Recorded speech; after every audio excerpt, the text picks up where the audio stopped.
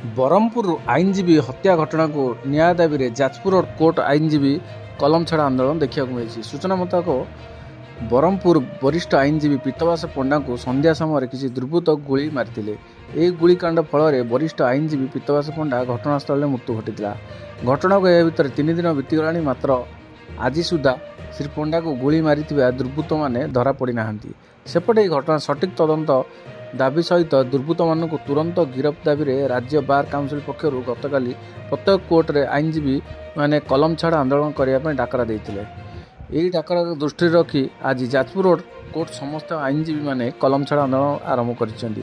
ଆଇନଜୀବୀମାନେ ଆଜି କୌଣସି କାର୍ଯ୍ୟ କରୁନାହାନ୍ତି। ଏହା ସହିତ ତୁରନ୍ତ ଦୁର୍ବୃତ୍ତମାନଙ୍କୁ ଗିରଫ କରି ଦୃଢ଼ କାର୍ଯ୍ୟାନୁଷ୍ଠାନ ନ ନେଲେ ଆଗାମୀ ଦିନରେ ରାଜରାସ୍ତାକୁ ଓହ୍ଲାଇବା ସହିତ ଦୁର୍ବାର ଆନ୍ଦୋଳନ ପାଇଁ ଚେତାବନୀ ଦେଇଛନ୍ତି ଆଇନଜୀବୀ। ବ୍ୟୁରୋ ରିପୋର୍ଟ, ଦ ଏସ୍ ଲାଇଭ୍।